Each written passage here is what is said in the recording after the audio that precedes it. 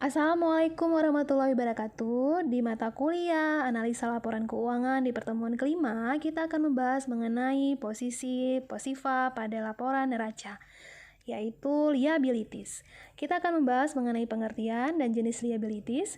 Yang kedua yaitu liabilities jangka panjang, kemudian beberapa permasalahan umum dalam current liabilities, kemudian dilanjutkan dengan beberapa permasalahan dalam current liabilities dan solusi menanganinya. Kemudian kita lihat dari sisi non-current liabilities, permasalahan yang muncul, dan solusi menanganinya. Kemudian yang keenam kita akan membahas equity yang dilihat dari variasi perusahaannya. Ada 3 jenis variasinya, nanti akan kita bahas. Kemudian yang ketujuh kita akan membahas beberapa item modal sendiri atau dinamakan shareholders equity. Yang terakhir kita akan membahas mengenai ilustrasi laporan perubahan ekuitas untuk perusahaan perseorangan, persekutuan, dan koperasi. Silakan disimak slide berikut. Kali ini kita membahas neraca posisi pasifa, di mana kita ketahui posisi neraca itu ada 2, aktiva dan pasifa. Ya, yang pertama sekali kita bahas yaitu liabilities, merupakan kewajiban yang dimiliki oleh pihak perusahaan yang bersumber dari dana eksternal, baik yang berasal dari sumber pinjaman perbankan, leasing maupun penjualan obligasi. Karena itu perusahaan wajib membayar melaksanakan kewajiban tersebut. Jika kewajiban tersebut tidak dilaksanakan secara tepat waktu, akan memungkinkan bagi perusahaan untuk menerima sanksi dan akibat. Setiap keputusan mengenai pengambilan dan penambahan utang itu didasarkan pada 2 perspektif, yaitu perspektif manajemen perusahaan dan perspektif para pemegang saham. Liabilities terdiri dari 2, yaitu current liabilities dan non-current liabilities. Current liabilities yaitu merupakan kewajiban jangka pendek ataupun kewajiban lancar. Di sini adalah merupakan kewajiban diharapkan akan dibayar dengan aset lancar. Di sini contohnya yaitu beban gaji, beban upah, beban bunga, dan beban pajak. Yang kedua yaitu kewajiban tidak lancar atau non-current liabilities. Di sini disebut dengan utang jangka panjang atau disebut juga dengan istilah utang tidak lancar. Di sini yaitu kewajiban yang tidak diharapkan akan dibayar dalam waktu 1 tahun atau jangka pendek. Contohnya yaitu utang obligasi, utang jangka panjang, kewajiban sewa jangka panjang, dan kewajiban tidak lancar lainnya. Kita membahas dari non-current liabilities yaitu utang jangka panjang. Alokasi pembiayaan jangka panjang ini biasanya bersifat tangible asset atau aset yang bisa disentuh dan memiliki nilai jual yang tinggi jika suatu saat dijual kembali. Karena itu, penggunaan dana utang jangka panjang ini dipakai untuk kebutuhan jangka panjang saja, seperti bangunan pabrik, pembelian tanah, gedung, dan sebagainya. Ya. Jadi bagi suatu perusahaan harus mampu membangun keseimbangan antara yang sesuai antara kebutuhan dengan kondisi serta kemampuan perusahaan dalam berutang. Sekarang kita lihat ada beberapa permasalahan umum dalam current liabilities. Yang pertama yaitu persoalan dan tanggung jawab internal perusahaan, meliputi membayar gaji karyawan, membayar gaji lembur, dan membayar uang makan karyawan. Yang kedua persoalan dari perusahaan mengenai tanggung jawab eksternal perusahaan, yaitu meliputi utang bunga perbankan, utang bunga leasing, dan utang dagang.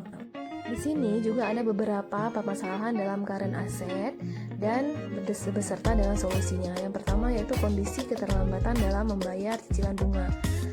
Solusinya yaitu menyediakan alokasi dana untuk membayar kredit secara sistematis. Yang kedua permasalahan yaitu timbulnya keterlambatan membayar utang dagang. Solusinya dengan mempertahankan posisi keseimbangan antara kewajiban yang harus tetap dibayar dan sejumlah dana yang harus dipakai untuk mengaktifkan operasional perusahaan secara berkelanjutan. Permasalahan yang ketiga yaitu kondisi keterlambatan membayar bunga obligasi. Solusinya yaitu manajer keuangan wajib secara disiplin untuk mengawasi penggunaan alokasi utang jangka pendek, ya, yang hanya dipasok dari sumber dana jangka pendek saja. Yang keempat, permasalahan yaitu keterlambatan membayar dividen pemegang preference stock. Solusinya yaitu manajer keuangan berkewajiban secara disiplin untuk mengawasi penggunaan alokasi utang jangka pendek yang hanya dipasok dari sumber dana jangka pendek saja. Yang terakhir yaitu permasalahan terlambat dalam membayar gaji karyawan secara tepat waktu. Solusinya, manajer perusahaan melakukan pengawasan secara ketat terhadap kewajiban membayar gaji karyawan, membayar beban listrik, beban telepon secara tepat waktu sesuai tanggal jatuh tempo. Kemudian ada beberapa permasalahan dalam non-current liabilities ya dan solusinya. Permasalahan yang pertama yaitu para manajer keuangan sering melakukan tindakan gegabah yang tidak terencana dengan mengambil dana jangka panjang untuk membiayai proyek yang tidak memiliki nilai profitable. Solusinya yaitu manajer di sini harus mengedepankan prinsip kehati-hatian yang tinggi serta dengan konsep manajemen yang terukur. Solusi selanjutnya yaitu menghindari penggunaan jangka panjang untuk kebutuhan jangka pendek. Permasalahan yang kedua yaitu manajer keuangan memberikan rekomendasi yang bersifat mengejar keuntungan jangka pendek namun telah menimbulkan dampak jangka panjang. Solusi dari permasalahan ini yaitu menghindari menciptakan produk yang tidak memiliki nilai jual secara jangka panjang namun mengedepankan produk yang bersifat realistis. Permasalahan yang ketiga yaitu menggunakan alokasi sumber dana jangka panjang untuk membayar utang pada saat perusahaan mengalami himpitan kewajiban yang sudah jatuh tempo. Solusi di sini yaitu manajer memahami kondisi mikro dan makroekonomi secara jangka panjang, baik dalam negeri maupun luar negeri. Kemudian kita akan bahas mengenai equity, yaitu bagian ketiga dari posisi neraca. Di sini equity di sini atau ekuitas pemilik itu metodenya bervariasi ya, tergantung dari bentuk usaha perusahaan tersebut. Baik itu dia perusahaannya bentuk perorangan, persekutuan maupun perseroan. Pada bentuk perseroan di sini disebut dengan shareholders equity, yaitu merupakan gambaran yang menunjukkan kepemilikan modal yang dimiliki oleh para pemegang saham. Shareholders equity ini juga disebut dengan stockholders ya, atau dikatakan dengan ekuitas para pemegang saham, yaitu selisih antara keseluruhan aktiva dikurangi dengan keseluruhan kewajiban. Dalam shareholders equity ada 3 macam item modal, yaitu saham biasa, saham istimewa, dan laba ditahan.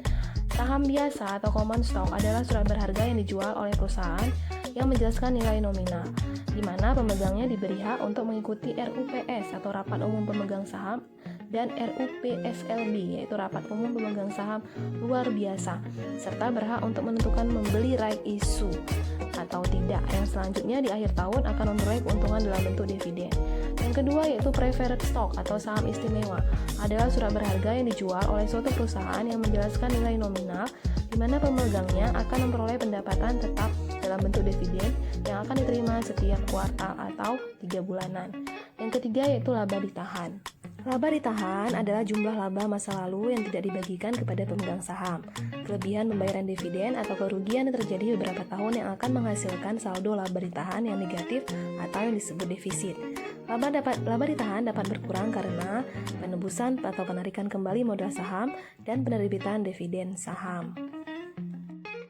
Berikut contoh laporan perubahan ekuitas yang didasarkan pada 3 variasi, yaitu pada perusahaan perorangan, pada persekutuan, dan pada perseroan. Juga ada contoh pada koperasi. Silahkan disimak. Sekarang waktunya kalian mengerjakan latihan. Selamat bekerja.